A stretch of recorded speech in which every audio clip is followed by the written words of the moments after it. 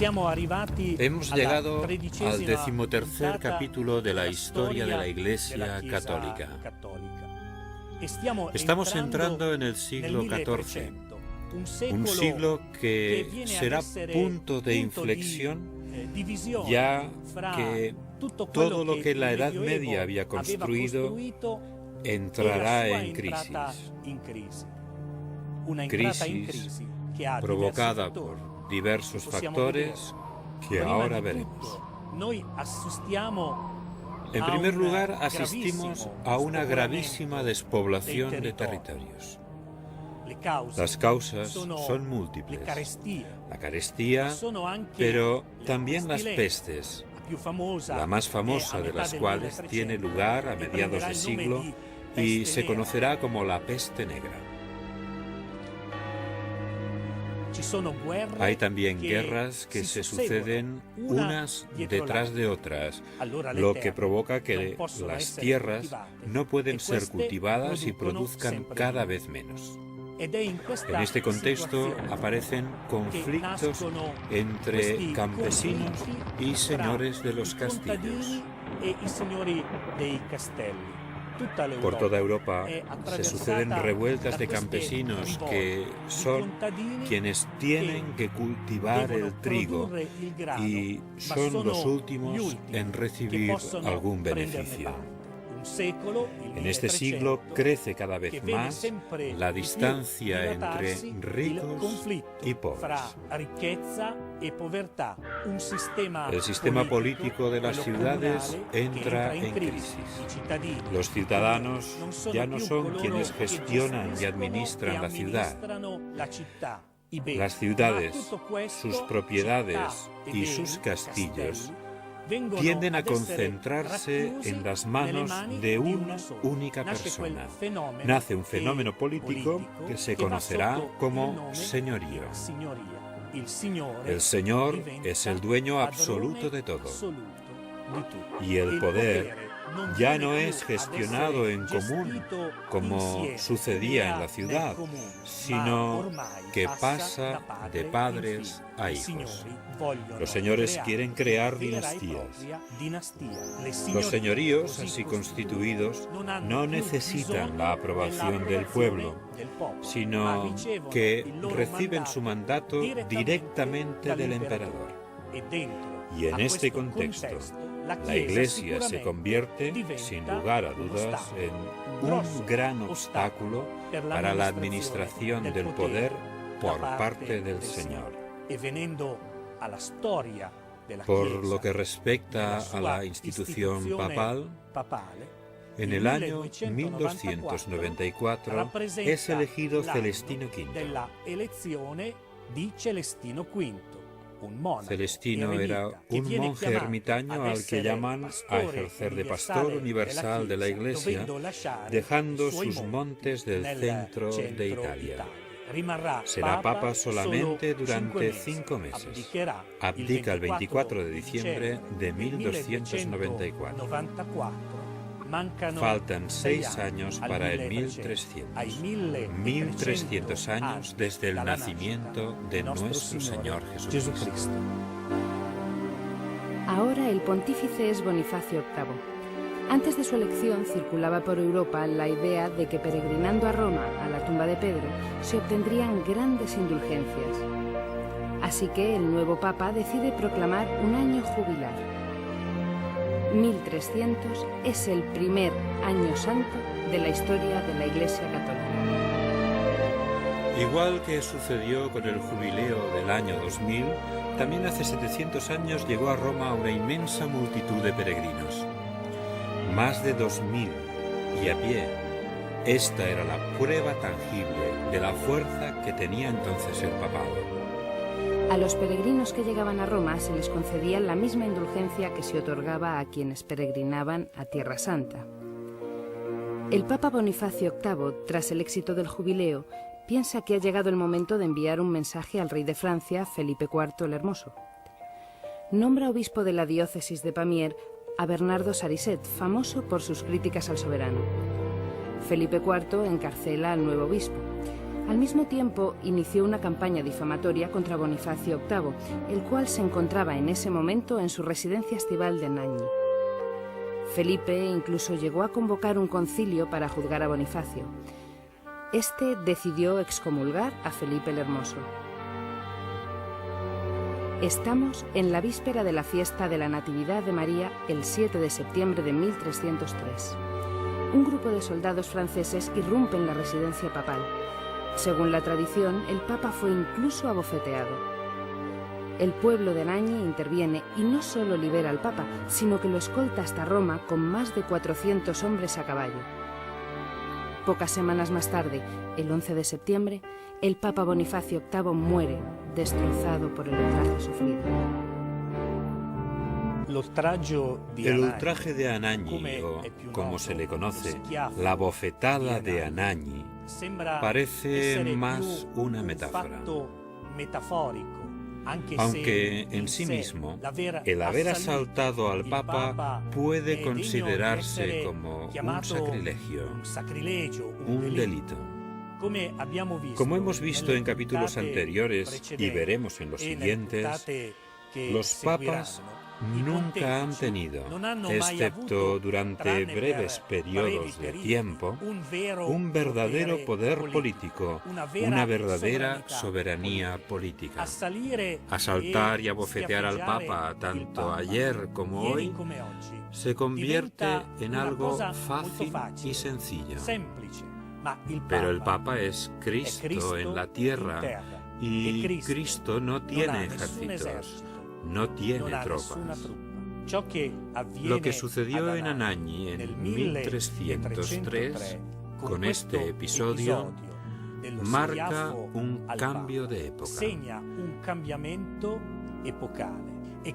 Y el hecho de que este acontecimiento quedase impune es un agravante más a lo que ya sucedía.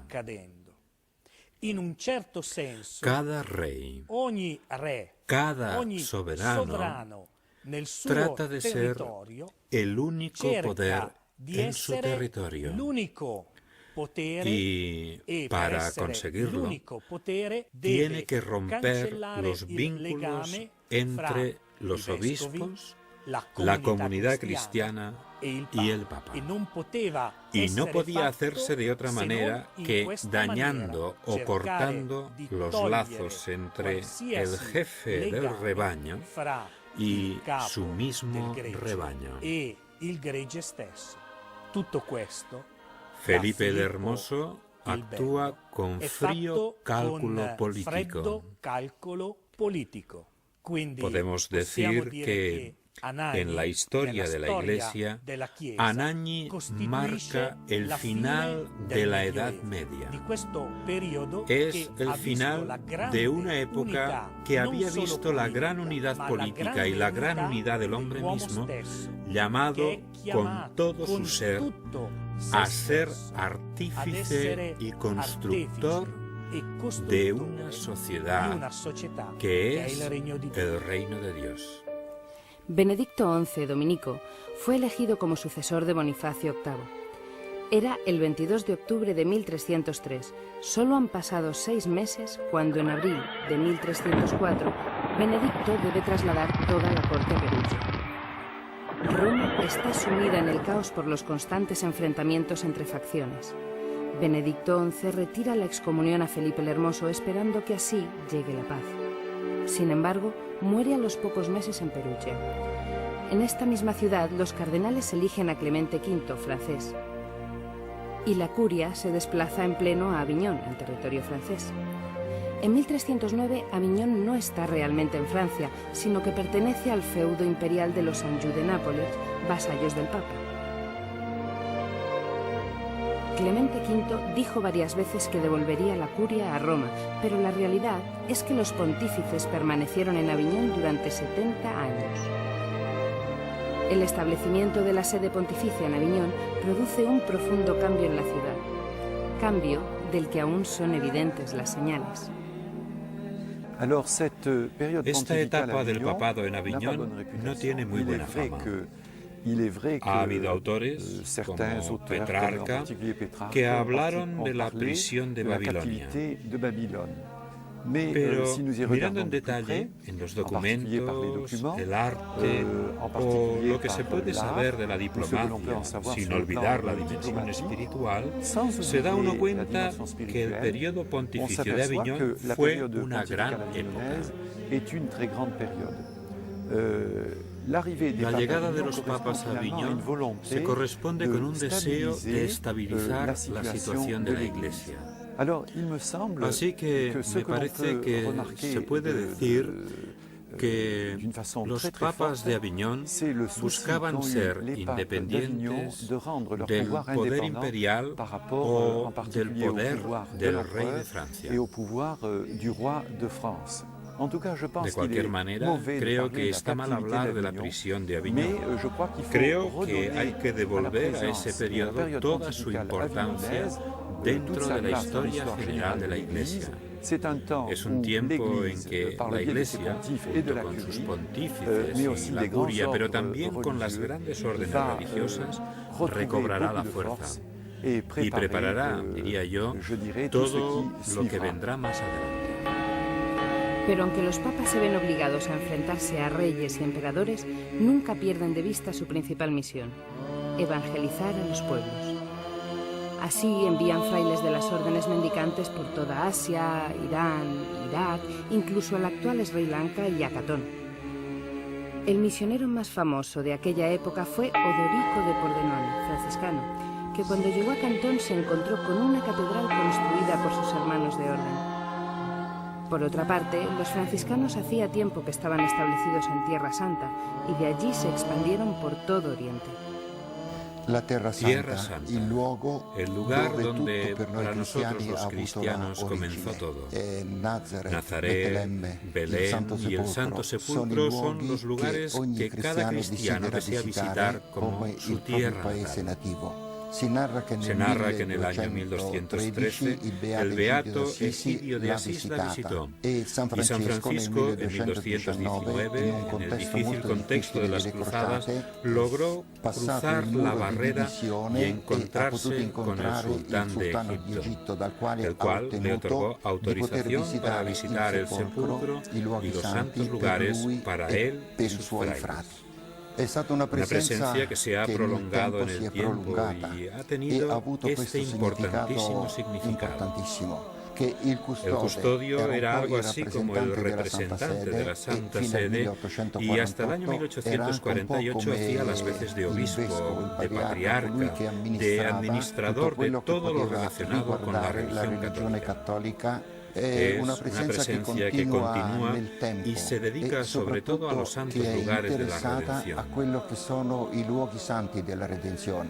Espero y confío que esta presencia franciscana siga sabiendo vivir y comunicar el mensaje que Jesús transmitió allí, en los lugares de nuestra redención. 25 de marzo de 1347. Estamos en Siena, en el popular barrio Rione de Fontebranda, en el corazón de la contrada de la Oca. Catalina, la futura santa patrona de Italia, nace en la casa de Jacobo y Lapa, tintoreros de piedras. No muy lejos de la casa de Catalina se alza la gran basílica de Santo Domingo, que ella frecuenta asiduamente, hasta el punto de que con solo 12 años se corta el cabello para demostrar su voluntad de consagrarse a Dios. Dios se le revela a través de visiones. Pocos años después tomará la decisión definitiva. Viste el hábito de las mantelate dominicas, terciarias dominicas, una lección que no la obliga a vivir en convento a pesar de haberse adherido a la regla. La jornada de Catalina se reparte entre oración, hospital, leprosería, iglesia y más oración. El rigor, el misticismo de Catalina se convierten pronto en un ejemplo para toda la ciudad. En ella no se habla de otra cosa que del rigor y de la coherencia moral y de fe de Catalina. Este coraje y este comportamiento resultan tan sospechosos que es procesada. En 1347, Catalina es absuelta y vuelve a asistir a los enfermos y a rezar con el apoyo de los dominicos más importantes que la ayudan y sostienen. Se le aparece incluso Jesús, que le ofrece la corona de espinas. Y desde ese momento decide trabajar aún más en la Iglesia, también con el Papa, al que ella llama Dulce Cristo en la tierra, para que nadie más haga nunca sangrar el costado de Jesús. Igual que toda Europa, tampoco Siena es ajena a luchas y enfrentamientos. Catalina es hija de un tintorero analfabeto, pero será capaz de leer y escribir a prelados, reyes e incluso al Papa Gregorio XI sobre la necesidad de volver a Roma. Y para conseguirlo, viaja a Aviñón, donde es recibida por el Papa. Esta pequeña y enérgica mujer logra lo que hasta ese momento ningún hombre, por poderoso o influyente que fuera, había conseguido. Es el 3 de septiembre de 1376. Gregorio XI deja Aviñón y tras un viaje de 5 meses llega a Roma, donde es acogido triunfalmente. Mientras el Papa Gregorio entra en Roma, Santa Catalina se retira a Siena, dando así muestra de su humildad y entrega. Ella, que en Aviñón había hablado al Papa en sienés y en latín, de manera que Raimundo de Capua, confesor de Santa Catalina, se vio en la necesidad de hacer de traductor. En la Basílica de Santa María sopra Minerva, en Roma, se custodia el cuerpo de Santa Catalina, y el Papa Pío XII la proclama patrona de Italia junto a San Francisco en junio de 1931. En estos años de ausencia del Papa, Roma ha sufrido mucho. Ha habido momentos de gran violencia. La llegada del Papa hace nacer la esperanza de un nuevo periodo de paz. Esperando al Papa en Roma estaba otra gran santa de esta época, Santa Brígida, llegada de Suecia con motivo del jubileo del año 1350. Santa Catalina de Siena y Santa Brígida de Suecia son dos grandes figuras femeninas de la historia de la Iglesia Católica. Las mujeres consagradas siempre han desempeñado un papel muy importante en la Iglesia, un papel muchas veces desconocido, pero no por ello menos importante. Y también en la actualidad desempeñan un papel importantísimo por todas partes. En primer lugar, por la oración. Las religiosas se ponen ante Dios para interceder por toda la humanidad, y esto es muy importante, pero también lo es su tarea en lugares de frontera. Y responden a nuevas y antiguas necesidades siguiendo el ejemplo de las grandes santas. Lo afrontan con el carisma de la mujer, el genio femenino, un carisma que se expresa de muchas maneras. Por ejemplo, afrontan las necesidades en el ámbito de la salud y responden a las necesidades de los miserables, de los enfermos de SIDA, los marginados. Les cuidan. Y este es el carisma de la mujer, cuidar. Pero también responden a las necesidades en el campo de la verdad, como Edith Stein, que por la verdad murió en un campo de concentración. Y en este momento me viene a la memoria todas las mujeres que trabajan en las escuelas y las universidades y en las publicaciones, se ocupan de las catequesis, y pienso en todas las religiosas jóvenes y menos jóvenes, trabajando en las parroquias, en las diócesis. Afrontan las necesidades de la vida. Las religiosas son un don, una riqueza para la humanidad. Pienso que las monjas quieren tener esta capacidad de dar vida, de decir que la vida es importante, toda la vida de la naturaleza, la de las personas, la vida espiritual. Y por ello, con su trabajo dan la vida, gratuitamente. Quieren decir al mundo que debemos estar unidos y trabajar para que la vida triunfe. También rezar es dar la vida. Rezar es favorecer la vida. Relacionarse con los hermanos, especialmente con los más pobres, es favorecer la vida. Educar es favorecer la vida.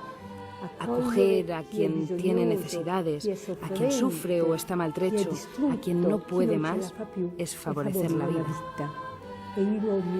Deseo vivamente que todas las religiosas que viven actualmente en el mundo, en los lugares de frontera, en cualquier lugar de frontera, puedan decir con su testimonio que Dios existe y que Dios es el Dios de la vida y de la alegría.